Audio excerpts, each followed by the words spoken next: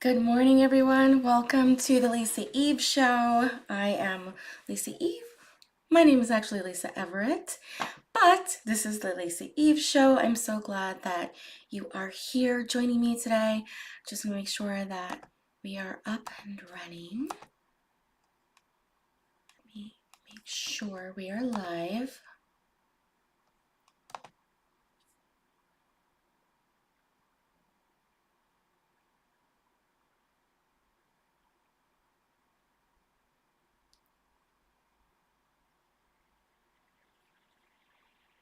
Happy Tuesday morning. Okay, good. So it looks like we are live. Okay, so I really hope that's working. So, how was your Monday? How are you doing today? I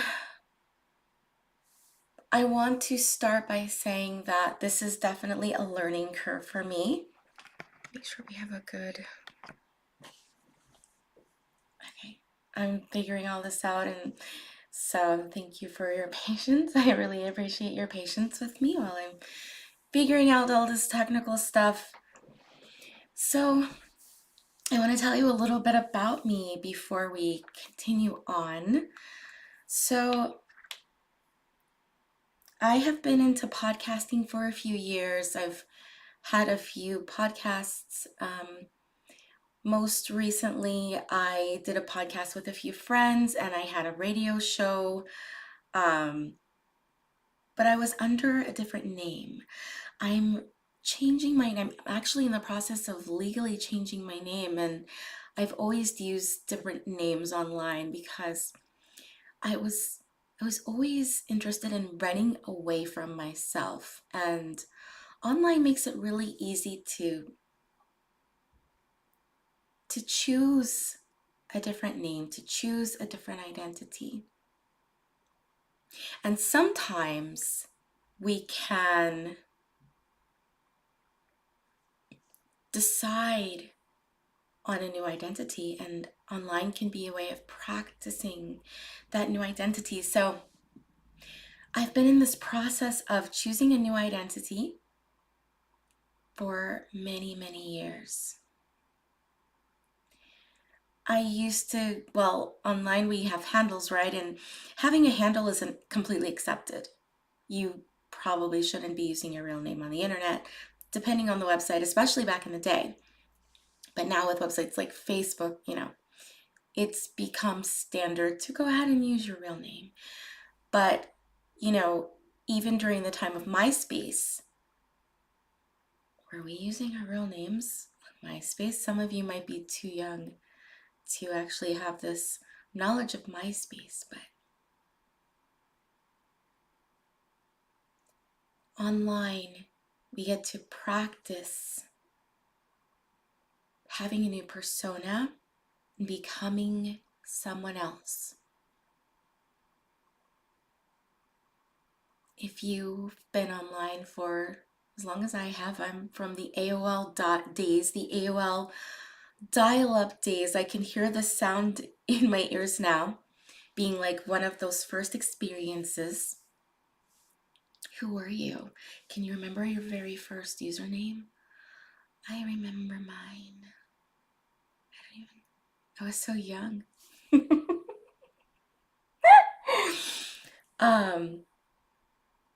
If you're brave and eager, you may share your original name in the comments. By the way, this is going to be on Spotify.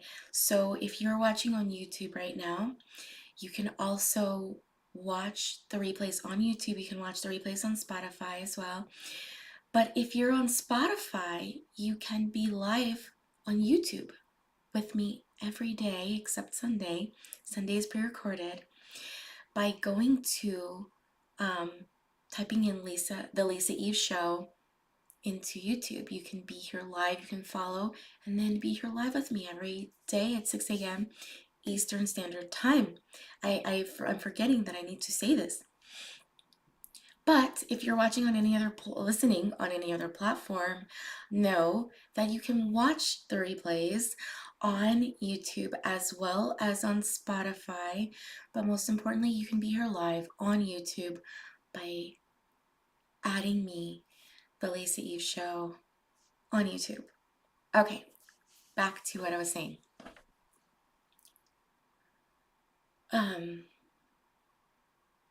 These identities that we create,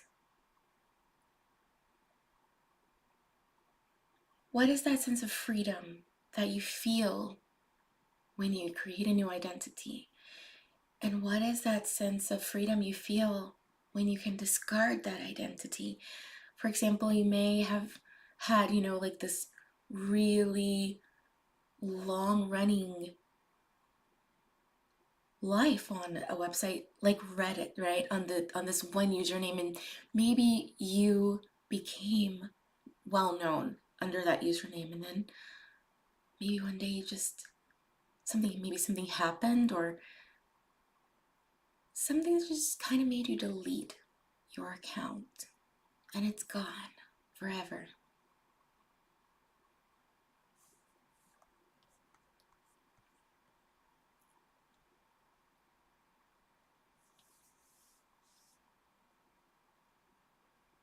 That's the thing, right?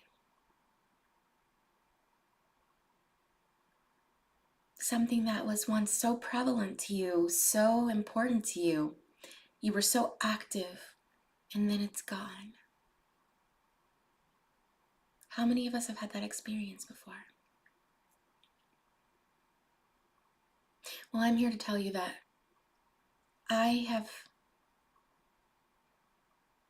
had the opportunity to run away from my name in real life, to run away from an identity in real life. I was born with the name Lisa. That's what I was born as on my birth certificate.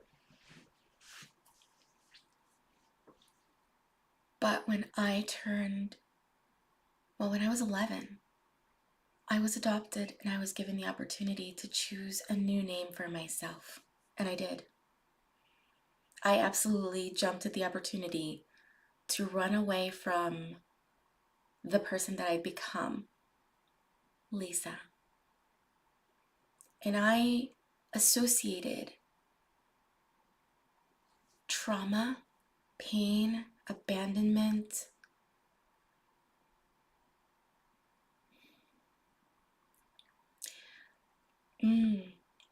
every kind of abuse, child endangerment,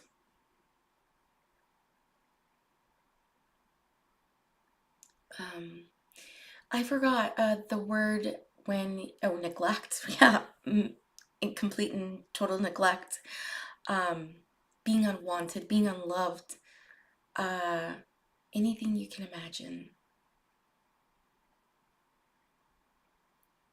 I associated all of these things with the name Lisa because that was my life experience from being born to the age of 11. And so when I was given the opportunity to change my name, even though I was so young, like I realized that I could kind of like start over. And so I absolutely decided to change my name. I was like, yes, let's do that. 100%. She's gone. Lisa's gone. And I became Cherie. Cherie. I got that name from, I think the show was A Different World. Luckily, I did not hear the name correctly, but I was naming myself after the character Charisse. And I thought she said Cherie because I would not have wanted the name Charisse. So I don't know what I would have named myself. But Cherie worked for me and I became Cherie overnight. Through adoption, I picked my name and I became Cherie.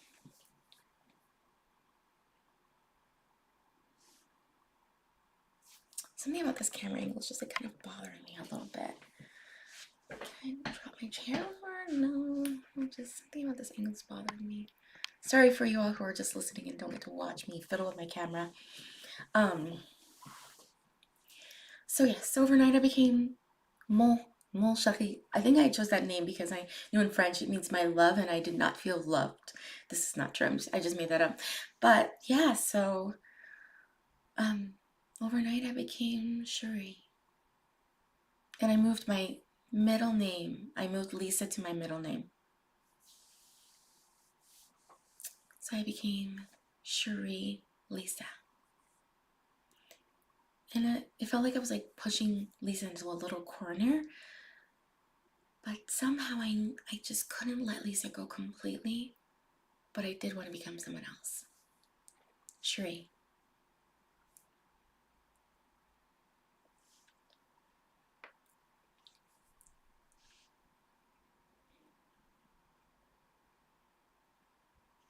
There's something that I want to say about space. I'm going to be intentionally allowing pauses throughout my broadcasts, and the reason is because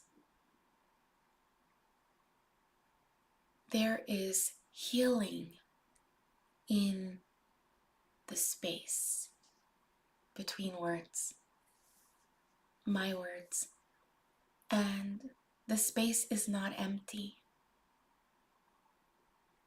God is in that space. Of course, God is everywhere, but God in particular is in that space. So when you hear me being silent, I am allowing God to intentionally work in that space. And if you know what I'm talking about when I say that, hi. If you don't know, just hang out. I think it'll become clear over time.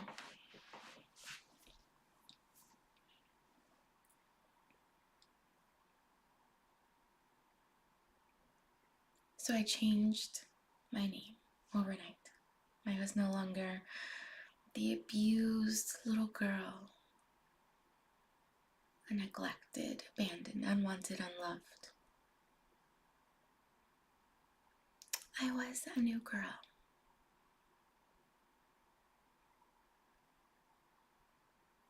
The only thing was that didn't work. It didn't work that I changed my name. I continued to be, I continued to experience abuse, neglect, different types of trauma. I did not escape. Even though I was in a new family, I was adopted, I did not escape it. I did not run away. It was right there in my new name. And I went on to experience new types of, abuse and trauma. So, that didn't work. How many of you try to become someone else, whether it's the website or in real life, and you found it did not work?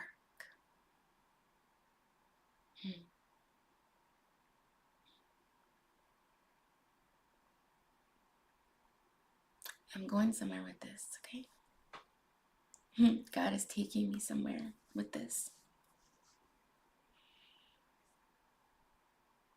So I lived my life from 11 to 40. Oh, I'm not supposed to tell you guys my age.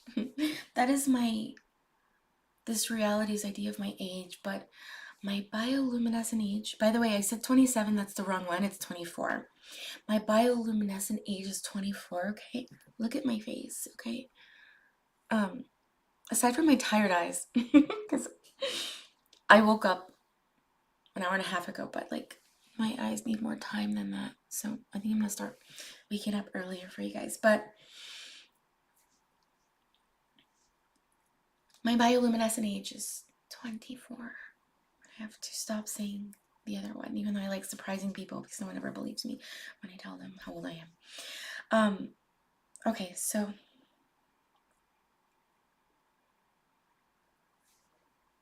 from 11 to 40.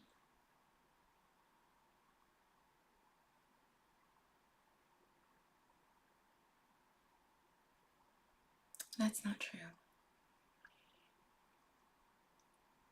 Because for me, my abuses ended when I left my ex-husband. So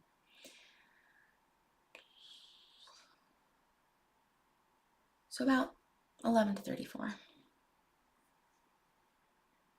I continued to experience abuses and traumas and all sorts of different words. My changing my name did not work. I was running away like on a treadmill, because you can't go anywhere on a treadmill. You're still there. You're putting in all that effort and you're still there. Who else has that experience?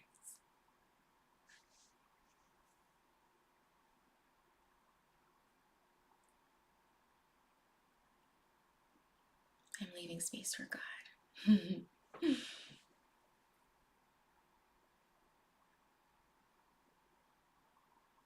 So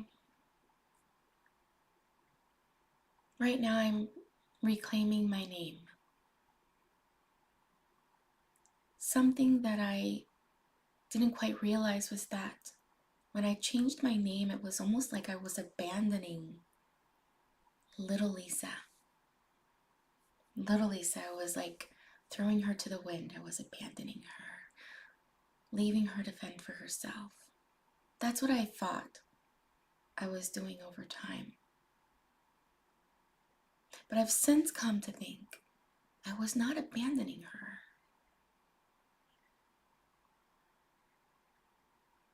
I've since come to think I was protecting her.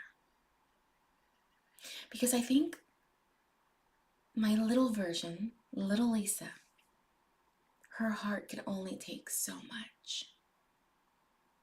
And while she endured a lot, she experienced a lot, she suffered a lot. Let me show you guys my book that I'm writing. This is little Lisa. For you guys who can't see because you're listening to this, oh my god, I can't make it. Oh my god, this is driving me crazy right now. Okay, this is little Lisa. Sorry you guys can't see it well. This is her. I'm writing a book called Nevermore Abandoned, and on the cover, it's a white cover.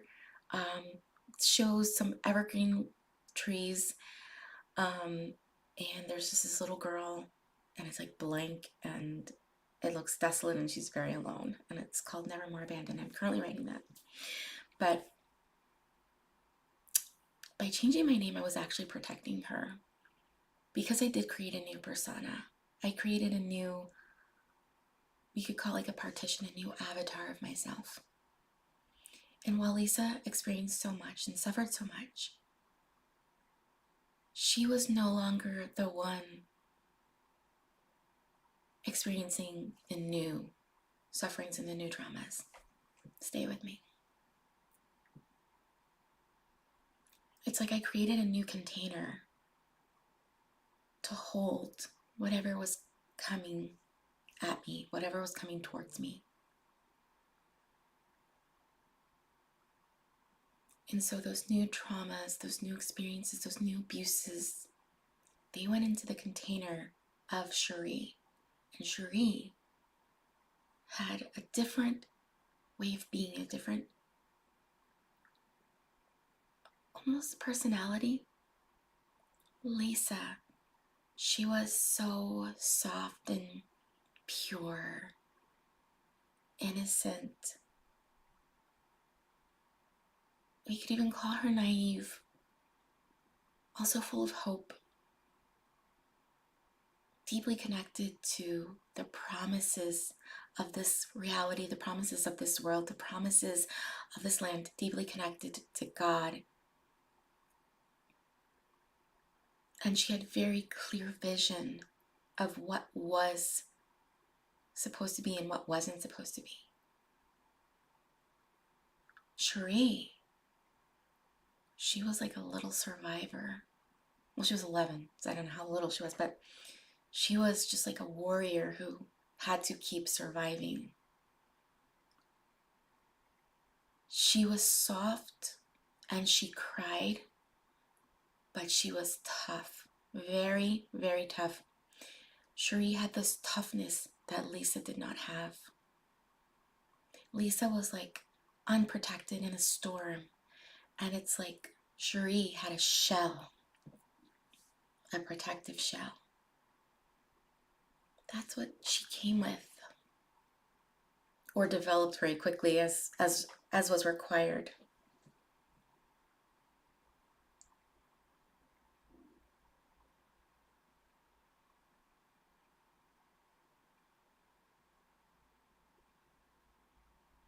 So Cherie took on so much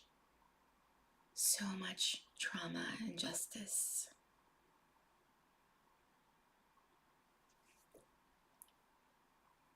That Lisa will never have to experience. Thank you, God. And so now,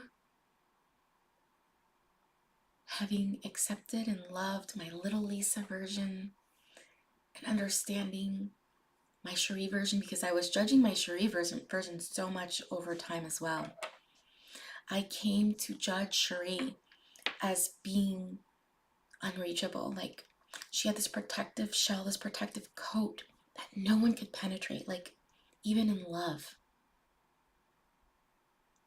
She had a wall that, and this is after her marriage, okay? This wall did not exist before her marriage, but there was some sort of protection there. I want you to understand that that was a thing. But after her marriage, she became almost unreachable. She had this very thick wall, this very thick coat of protection, and for God to reach her, for man to reach her, it was very difficult. Very difficult. A man would have to traverse many mountain ranges and bring all sorts of tools and I don't know, like a wrecking ball or something to get through her defenses, because that's how she had to survive. But I've come to accept her and love her. I've come to accept and love Cherie because she got us through.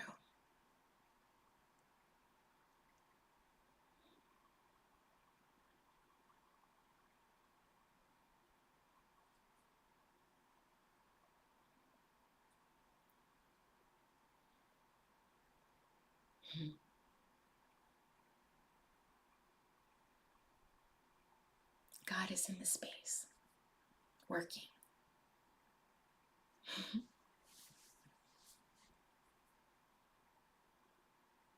Thank you, God.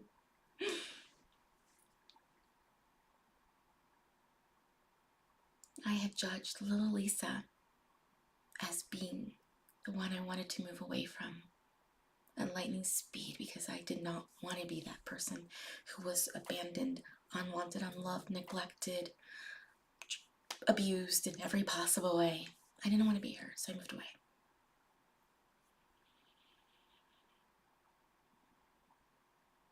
And I judged Cherie as being too hard. And I thought I would never be able to receive a beautiful love and be truly loved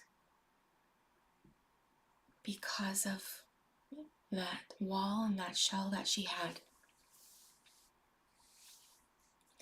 And that I would never be able to receive the blessings of God, the promises of God, because she was unwilling to receive. She had to do everything on her own.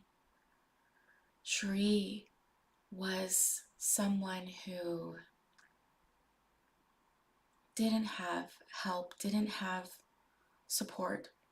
She was all alone. single mother with no resources, struggling, suffering. And that would never change because she was closed off due to protecting herself. So I judged her for that. And then I've come to realize that both of them were doing exactly what they needed to do. They were being who they needed to be to survive.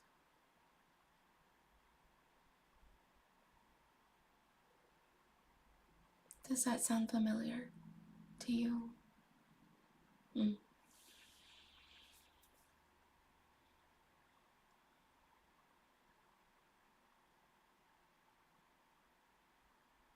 God is working in this space right now. Thank you, God. Thank you, God, for this work that you are doing in this space right now, this healing work, this work of clarification, this work of restoration. Thank you, God. Thank you, God. Thank you, God. If you will allow it, God is working in this space on you, if you will allow it.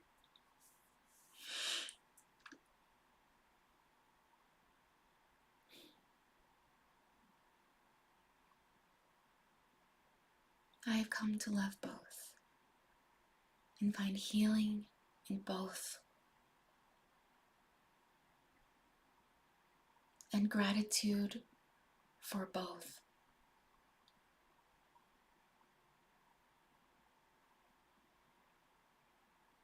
I have come to love myself for whoever I am, whenever I am, and be glad and grateful that I exist. Thanking God that I am who I am and for my experiences. That I get to be me, even with all of those experiences.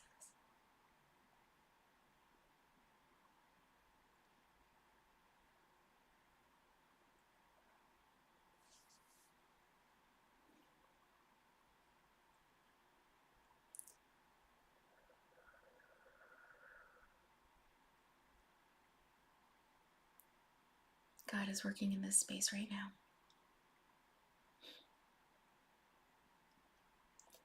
Thank you, God, for this healing, for this restoration.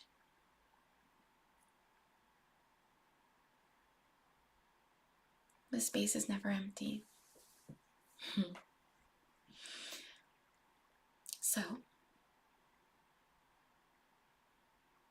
I am now changing my name back to Lisa. It should be, I'm expecting that to be legal this month.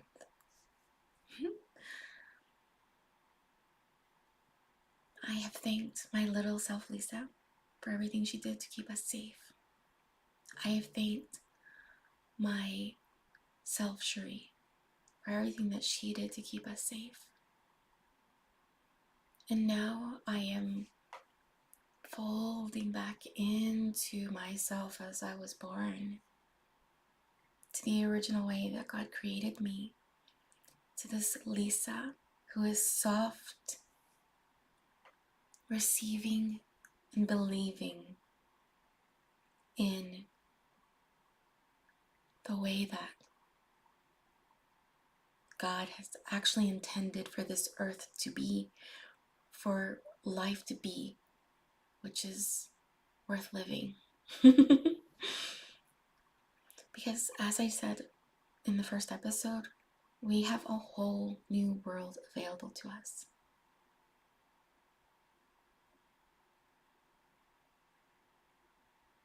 And in order to experience that world, we have to get back to how God intended us to be, how God created us to be.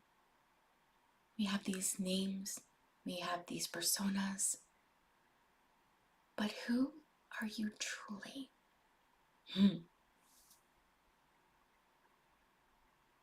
Not who your parents decided you are, not who your society decided that you are. Mm-mm. Not what your, even what your birth certificate says, right? Who are you truly?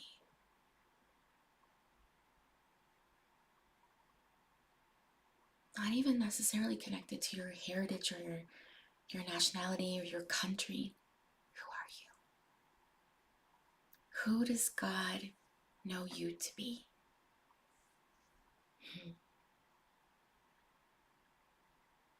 What can we be, do, say, or create to create heaven on earth right away? I will see you guys here tomorrow, 6 a.m. Eastern Standard Time.